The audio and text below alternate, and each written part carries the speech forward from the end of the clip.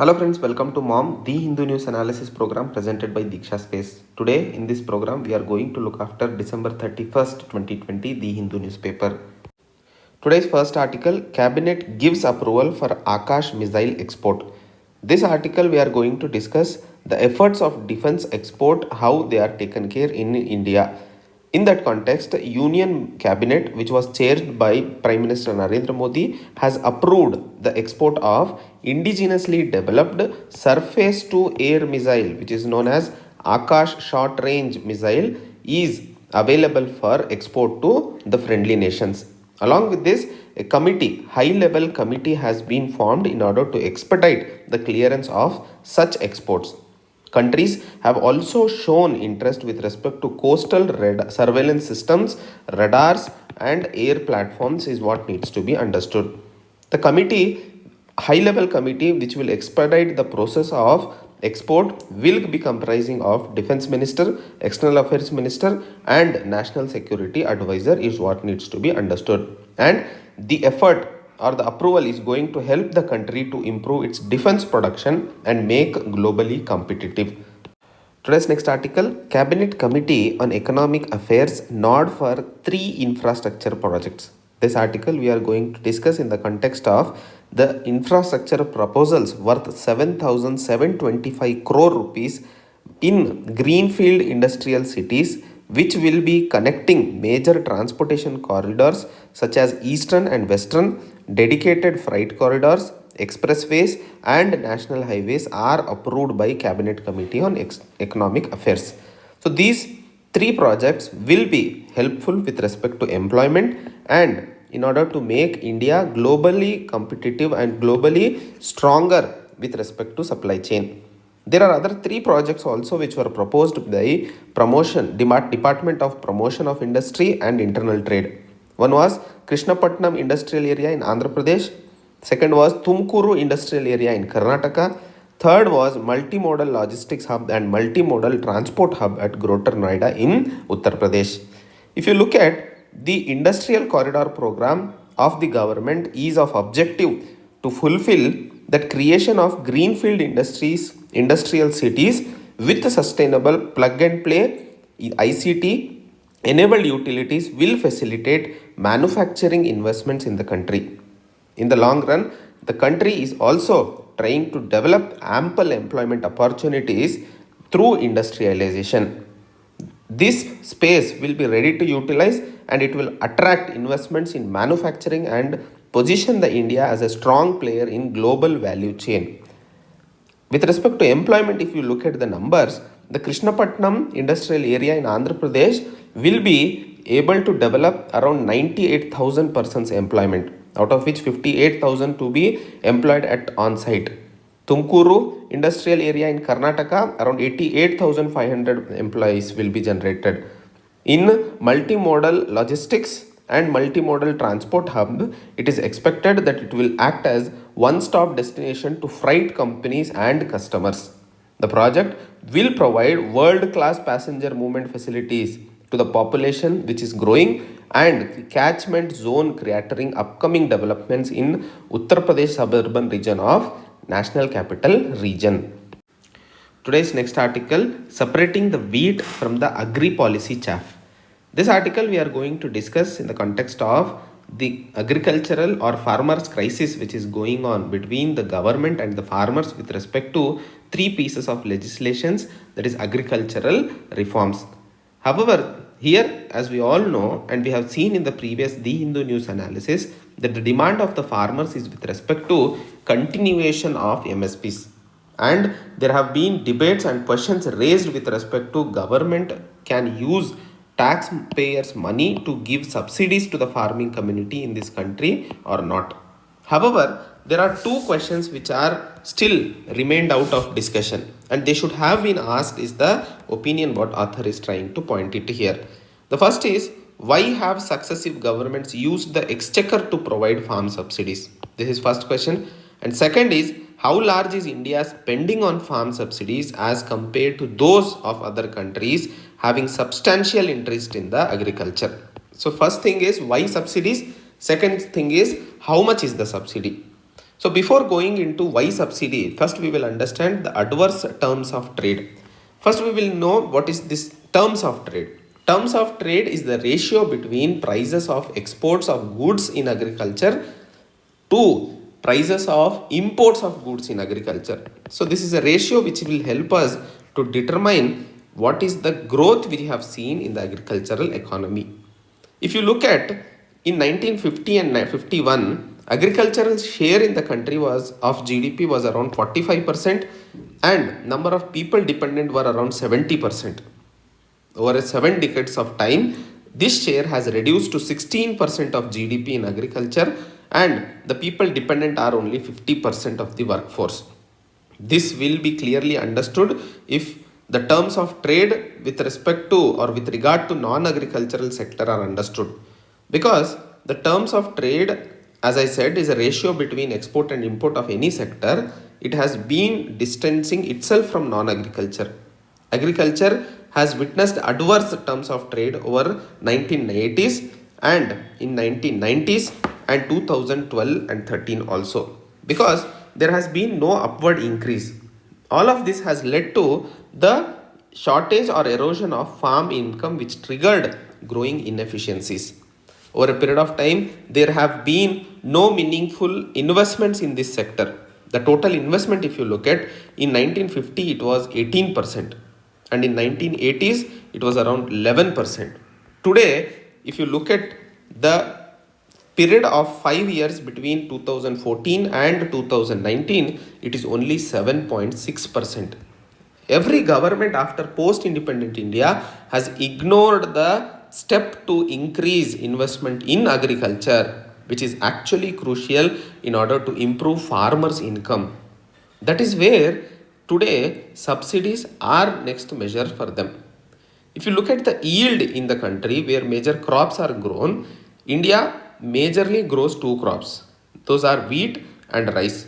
If you look at the rank in the world, it is 45th rank with respect to wheat and 59th rank with respect to rice respectively in 2019. This rank would go down sharply if Punjab and Haryana are taken out of the race here. This shows that there has been always a struggle in order to productivity of the crops in the country. And the major drawback for them is the inherited problem of market issue, because they are not able to find remunerative prices for them. There are concerns with respect to agricultural produce market committees which have proved against the interest of small farmers. But still, government has not taken any steps with respect to this from a very long time. Though the middleman has proved wrong with respect to the development or reformation in agricultural sector in case of agricultural produce market committees, again a larger middleman which is being tried to introduced by the farm legislations is going to complete the circle of misery of the farmer committees is what needs to be understood. Then what is the need of the policy? Why the thing should be done? Where this subsidy has to be got in for the farmers? If you look at this, there cannot be a ad hoc decision making when the agricultural policy is actually helping many different sectors. And today, that agriculture is only facing the challenges rather than growing. Over a period of time, there has been an incomplete or incoherent policy. Shows the failure of government in post-independent India to tackle the issues of agriculture. If you look at United States has only 2% of workforce which is dependent or engaged in agriculture. Yet they are enacting legislations with respect to agriculture every 4 years. After Agricultural Adjustment Act was enacted in 1993, which was legislated by United States President Franklin Roosevelt, that was New Deal. European Union, which is next market, largest market, where common agricultural policy was bought in 1962, and only few years after establishment of this institution, the policies which are comprehensively addressing the issues of agriculture were taken care. In India, if you look at the issues with respect to subsidies, Indian farm subsidies are to consolidate the failures of policy makers, what can be understood, because they could not make any huge impact with respect to agricultural reforms, and successive governments have only chosen to drain out subsidies in order to ensure domestic food security and protecting rural livelihood. The governments felt that giving out or flushing out money in the form of subsidy will help them to close or will help them to hide them from their mistakes of agricultural reformation which could have been done. Today, due to this agricultural subsidies or farm subsidies which are being given, there is distorted structure of production and consequently undesirable outcomes in terms of excessive food stockpiling what has been happening in the country. All this makes us to a case known as World Trade Organization's agreement on agriculture. Today, country, if you look at what is the amount what we are spending, the question which we asked, India in 2018-19 showed that the subsidies worth $56 billion were given to farmers. Then, if you look at United States, it is around $131 billion. If you look at European Union, it is around 80 billion euros in 2017 and 18. This is the comparison with respect to India subsidies what are being given. But if you look at the amount, you cannot understand what is the input that is being given.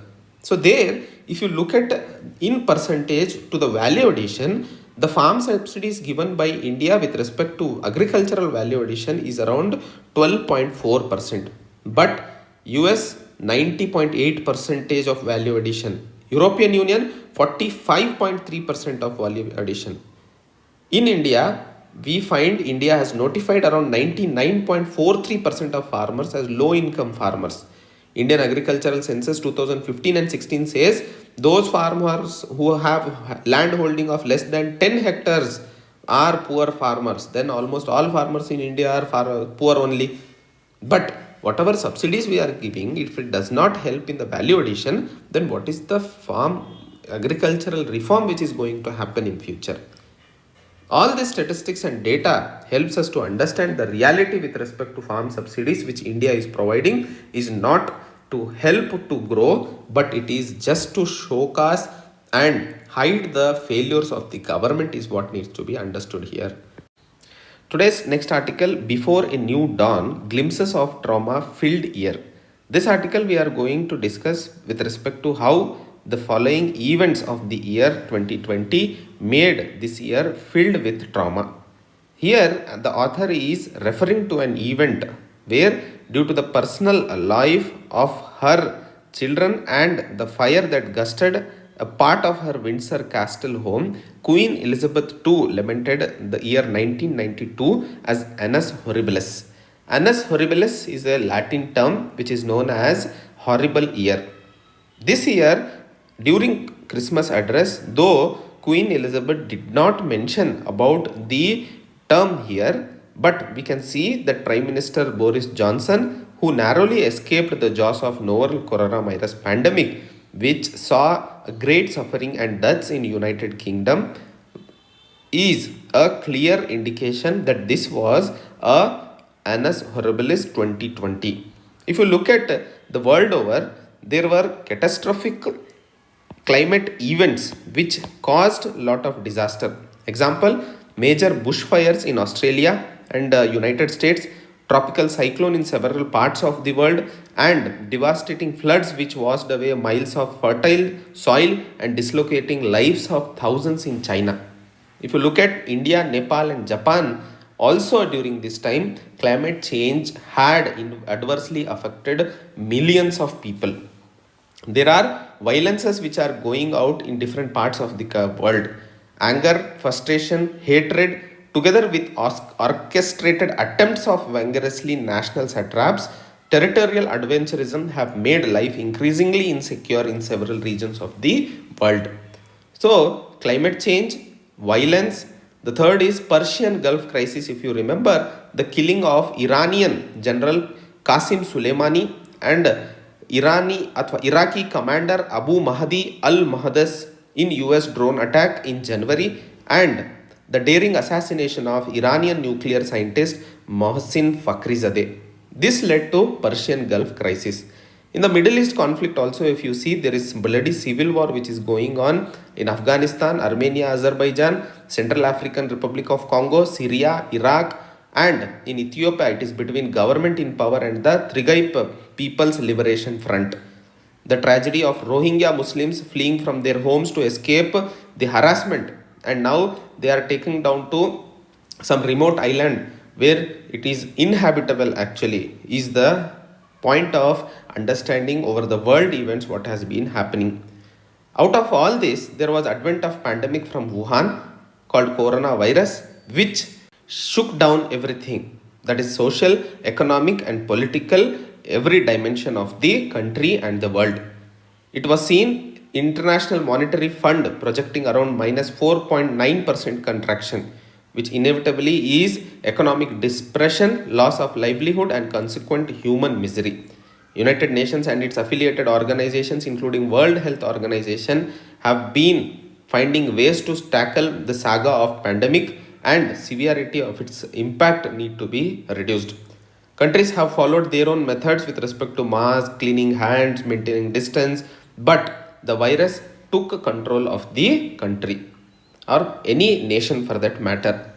Apart from all this, in UK we have seen, and in US there have been scenes of mortuaries, racial violence, hate crimes which broke out in United States, social unrest and dangerously divisive rhetoric.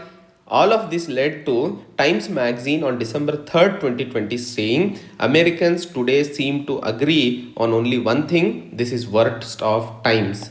So this shows that the things have been scrambled or things have been shook down in every nook and corner of the world. If you look at India's experience, the first case was found in Kerala in the month of January when a student from Wuhan came back to India. It was felt that various symbolic gestures such as switching off light and lighting divyas, sounding gongs and cymbals will help us to cripple down lockdown. But the things turned and coronavirus took a strong grip of the country into its pandemic.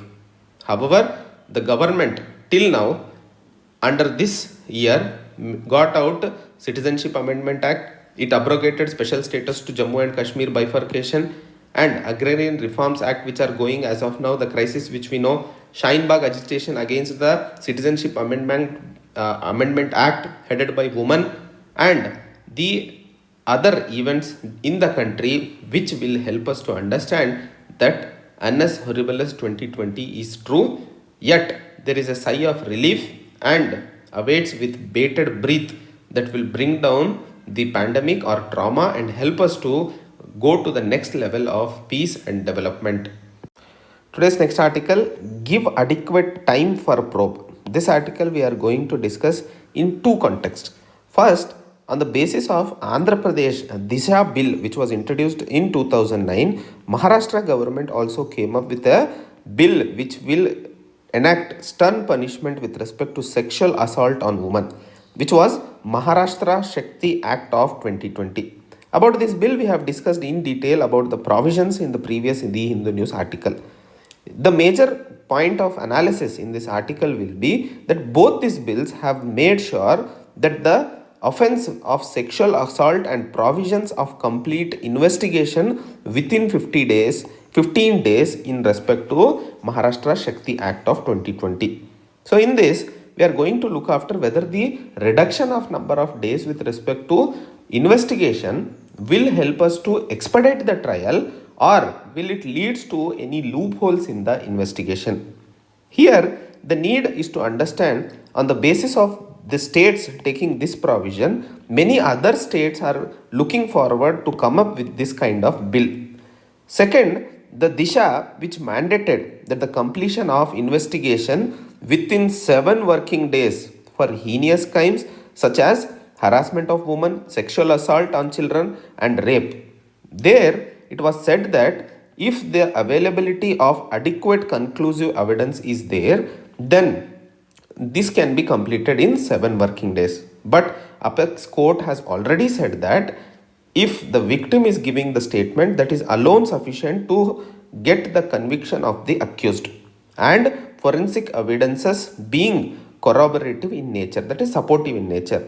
However, the Disha Act passed by Andhra Pradesh is still not clear with respect to adequate conclusive evidences. The police is still finding or is still in confusion with respect to this. And primarily, police finds difficulty with respect to collection of evidences relating to offences. And it is now in the court of law to evaluate whether the available evidence is sufficient to slap conviction on the accused. All this together, the act with respect to Andhra Pradesh was put on hold but without any presidential assent. But since many of the states are coming forward with respect to reduction in the number of days of investigation against sexual assault and any violence against women is point of contention what is going to be looked after. Here, as it is discussed with respect to time of investigation, we will be looking after two gruesome cases as an example. If you look at Nirbhaya case, which was first, the police filed charge sheet on the 18th day of reporting. However, the effort were negligible with respect to arresting the criminals and taking them into custody. With respect to Hathras case, if you take, police took around 90 days to file charge sheet. In CRPC, that is Criminal Procedure Code, it provides that investigating officer should furnish or should finish the investigation of the offences punishable with imprisonment up to 10 years within 60 days. Or if it is higher punishment, then 90 days is the deadline. And if investigation is not completed in these days or in these number of days, then the convict should be released on bail. On this, there has been changes in 2018 where Criminal Procedure Code was amended and the period of investigation was reduced from 90 to 60 days. That is for all the cases of rape. If you look at this, the investigation which needs to be completed without unnecessary delay, there is no upper limit to completely investigate when the offenders are at large. I mean, when they are not found or when they are not nabbed, there is no time limit. This is the major concern, first thing. Second, yes, if the investigation has to be completed in a legislated period of time, then there are factors which need to be taken into consideration. Like, it depends on severity of crime actually and number of accused persons and agencies who are taking the case or dealing with the case. It includes examination of the scene of crime by investigation officer and forensic expert, statement of the victim and witness, medical examination of victim and convict, and things with respect to DNA collection sample, forensic science laboratory findings. All these have to be taken in a very short period of time. Apart from this, if you look at the victim who has undergone the problem is still under trauma for some time and she will not be able to narrate the incident in detail. So to speedify does not mean we can compromise quality of investigation. The police station should have a separate unit of investigation and law and order if the speed and quality of investigation has to be maintained together. However, the separate unit of investigation and law and order has been a long pending police reform which is awaiting compliance of Apex Code directives. The number of availability of investigation officers and women police officers and the size and growth of forensic science laboratory and DNA unit are also need of the hour to speed up the things. So, investigation of sensitive offences should be done expeditiously, true. However, setting a narrow timeline will create investigation to have some loopholes which might be exploited during trial. Therefore, fixing unrealistic timelines, please remember this, fixing unrealistic timelines, the police should be given additional resource so that they can deliver it efficiently is what needs to be understood. So this is all about today The Hindu News article, friends. We'll meet up tomorrow with again new edition. Till then, enjoy your New Year celebrations. Very happy New Year to all of you. Jai Hind, Jai Bharat.